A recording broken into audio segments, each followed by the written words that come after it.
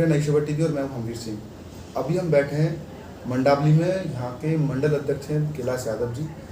आप तो जानते हैं वो सामाजिक कार्यों की वजह से काफ़ी क्षेत्र में फेमस हैं, लोगों की मदद करते रहते हैं। आज उनसे जानेंगे अभी देश में, दिल्ली में जो कुछ मुद्दे चल रहे हैं, जिस तरीके से आम आदमी पार्टी से भाजपा के द्वारा स्कूल कितने लिस्ट मांगी गई है, कितने स्कूल बनवाए हैं, उस पर बात करेंगे।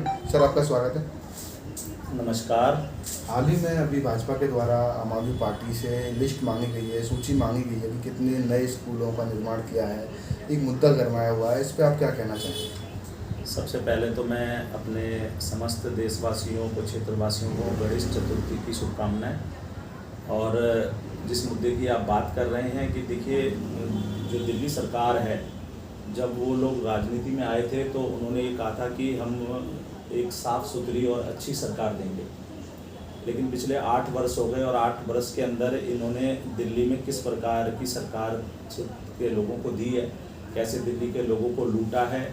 और उसके बाद जो ये शराब नीति लेकर के आए हैं, आप खुद देखिए कि हमारी बहनें जिनके परिवार में पुरुष जो है वो शराब पीते हैं, किस प्रकार से उनको मुसीबतें झेलनी पड़ती हैं। अगर आप देखेंगे कि एक शराब का जो बोतल है या शराब का जो भी आता है, वो कम से कम मेरे हिसाब से 200 रुपये से लेके और 500, 700, 1000 रुपये तक का आता है। तो जो पैसा घर पे राशन के लिए या किसी चीज़ के लिए होना चाहिए, उसको वो शराब में उड़ा देते हैं, जिससे परिवार में आर्थिक स्थिति खराब हो जाती है। तो दिल्ली सरकार को तो ये देखना चाहिए था कि शराब को और महंगा करा जाए और शराब को जो आम जन है, जो गरीब लोग हैं, उनकी पहुंच से दूर किया जाए, ताकि कम से कम वो परिवार जो जिनकी आर्थिक स्थिति ठीक नहीं है, वो अपने परिवारों का पालन पोषण ठीक से कर सकें। लेकिन इन्होंने क्या किया, इन्होंने जगह जगह शराब के ठेके खोल दिए और शराब को इतना सस्ता कर दिया कि जो इंसान अगर 1 पैक पीता था तो वो 4 पैक पीने लग गया। क्योंकि जब चीज़ सस्ती मिलती है और आसानी से उपलब्ध हो जाती है तो उसको हर कोई लेने की कोशिश करता है, और जो नहीं भी पीता वो भी पीने की कोशिश करता है, तो उससे और नशाखोरी बढ़ती है। इनको तो चाहिए था कि इसको दिल्ली के अंदर कम से कम ठेके होने चाहिए, और मैं तो कहता हूँ बिल्कुल होने नहीं चाहिए, बंद ही कर देना चाहिए, जिससे कम से कम वो पैसा बचेगा तो परिवार के पालन पोषण में काम आएगा। तो ये शराब नीति तो बहुत खराब है। और दूसरा, इन्होंने देखिए क्या किया, बहुत बड़ा भ्रष्टाचार। कैसे?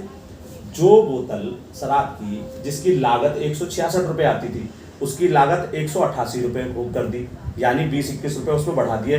जो बनाने वाला है उसको फायदा पहुंचाया। जो सरकार को एक्साइज ड्यूटी जाती थी 223 रुपये या 226 रुपये, वो एक्साइज ड्यूटी पूरी खत्म कर दी, 1 रुपये 88 पैसे ऐसे कुछ कर दी। जो वैट जाता था 106 रुपये का, वो वैट भी 1 रुपये कुछ पैसे कर दिया।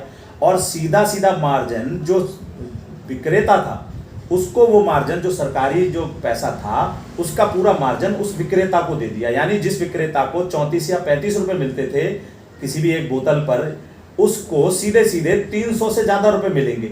और ऐसा इन्होंने क्यों किया? इसलिए किया कि जिस शराब विक्रेता को इन्होंने लाइसेंस दिया, जिसके साथ इन्होंने सांठगांठ करी, जब वो उसको 300 रुपये का मार्जिन मिलेगा तो उसमें से ये 50% खुद ले लेंगे। तो ये कितना बड़ा भ्रष्टाचार हुआ और सरकारी खजाने की किस प्रकार से ये लूट हुई। तो आप इसको देखिए कि कैसा भ्रष्टाचार किस तरीके से भाजपा के द्वारा इसका विरोध हुआ है, और ये पुरानी आबकारी नीति जो लागू होने की स्थिति में आ रही है, नई आबकारी नीति को बंद कर दिया गया है। तो इससे क्या प्रभाव पड़ेगा आम जनता पर? क्योंकि दिल्ली में हर जगह जिस तरीके से ठेके खुले थे वो बंद हो रहे हैं। देखिए, भारतीय जनता पार्टी ने तो जैसे ही इन्होंने ये नीति लागू की और जगह जगह ठेके खुलने शुरू हुए, तो भारतीय जनता पार्टी ने विरोध किया। हमने यहाँ पे हमारे बगल में बिल्कुल 100 मीटर की दूरी पे, मेरे ऑफिस से 100 मीटर की दूरी पे शराब का ठेका खुल रहा था, बन रहा था पूरा। हमने वहाँ पे विरोध किया। हमने कहा अगर यहाँ पे ठेका खुला, क्योंकि घनी आबादी है, बगल में स्कूल है, तो हमने कहा अगर यहाँ पे शराब का ठेका खुला तो हम आग लगा देंगे।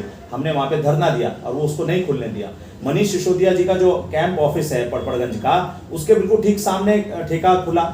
अगर आप भी आए होंगे तो आपने देखा होगा, हम वहाँ पे 2-3 दिन धरने पर बैठे हैं। हमने वहाँ पे जबरदस्त प्रदर्शन करा, तब जाके बाद में वो ठेका बंद हुआ। तो ऐसे इन्होंने जहाँ पर भी आबादी वाले इलाकों में ठेके खोले थे, हमने वहाँ पर पूरा विरोध किया और उन ठेकों को बंद कराने का काम किया। और अगर कहीं पर भी ऐसी स्थिति आएगी, हम दोबारा से इस काम को करेंगे। बिल्कुल हम नहीं चाहते कि दिल्ली की जनता या दिल्ली के लोग नशे में जाएं, नशे में धकेले जाएं। सर वापस आते हैं पुराने वाले सवाल पे जो हमने पहले पूछा था कि जिस तरीके से भाजपा के द्वारा सूची मांगी गई, तो इसका क्या निष्कर्ष निकला अभी तक? देखिए, भाजपा के द्वारा जो सूची मांगी गई वो तो पहली बात तो शराब नीति के ऊपर ये मांगी गई कि भाई ये शराब नीति आप क्यों लेकर के आए, और दूसरी चीज़ ये मांगी गई कि आपने जो ब्लैक लिस्टेड कंपनी थी उसको भी क्यों ठेके दिए गए। तीसरी ये कि भाई जो शराब माफियाओं को सरकारी खजाने की लूट करने का मौका दिया वो क्यों किया। फिर लास्ट में जब सीबीआई जांच की मांग हो गई और सीबीआई जांच शुरू हो गई तो इन्होंने वो वापस ले ली नीति। तो ये कहते हैं कि अगर ये शराब नीति इनकी बहुत अच्छी थी और फायदे वाली थी तो फिर इन्होंने वापस क्यों ली।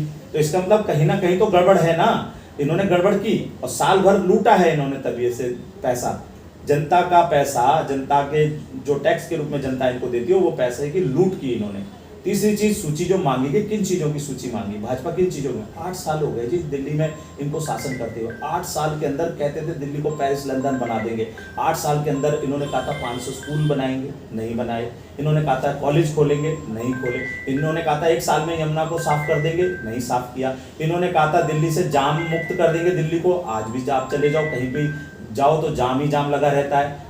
ना सड़कें बनाई, ना सीवर ठीक किए, ना पानी की लाइन डाली। जगह जगह इलाकों में पानी की कितनी कमी है, कितनी किल्लत है, और जहां पानी आता है वहां गंदा बदबूदार पानी आता है। कॉलोनियों के अंदर आप चले जाओ, सीवर हर तीसरे दिन सीवर भर जाते हैं और उनमें से गंदगी बहती रहती है, लोग परेशान होते हैं। सड़कें कई कॉलोनियों में, कई इलाकों में सड़कें बुरी तरह टूटी पड़ी हैं। मेन दिल्ली में जो बड़ी बड़ी सड़कें हैं वो भी कई जगह पर टूटी पड़ी हैं। जाम चारों तरफ रहता है। अस्पतालों का बुरा हाल है, अस्पतालों में चले जाओ तो एडमिशन नहीं मिलता, अगर एडमिशन मिलता भी है तो दवाइयां नहीं मिलती हैं। आप स्कूल में चले जाओ तो बच्चों को एडमिशन नहीं मिलता, कॉलेज में बच्चों को एडमिशन नहीं मिलता। कैसी व्यवस्था इन्होंने बना रखी है। तो भारतीय जनता पार्टी तो पूछेगी ना कि जब आप कह के आए थे कि हम जनता को सुख सुविधाएं देंगे, क्या दिया आपने जनता को।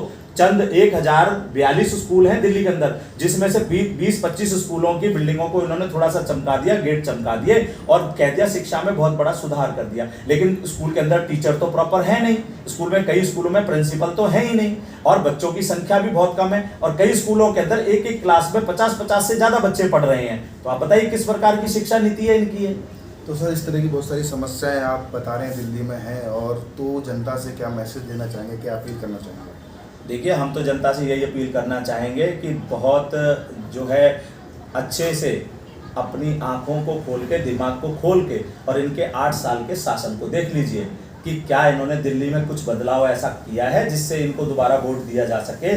ये सिर्फ झूठ और झूठ की राजनीति करते हैं। अब तो देखिए अन्ना हजारे ने भी इनसे सवाल पूछा कि लोकपाल कहाँ गया, और जो ये अन्ना हजारे जी के उससे निकल के आए थे उनका ही सहारा लेके इन्होंने पार्टी बनाई थी और कहा था कुछ भी सुविधाएं नहीं लेंगे। आज सारी सुख सुविधाएं ले रहे हैं। आज तो करोड़ों रुपए इन लोगों ने इकट्ठे कर लिए, इनके विधायकों के पास करोड़ों रुपए हो गए। तो लूट मचा रखी है इन्होंने दिल्ली में, और लूट मचा के उस लूट के पैसे को ये मीडिया में देके अपना प्रचार प्रसार करके चमका रहे हैं, जिससे कि पूरे देश में भी इसी प्रकार की चीज की जा सके।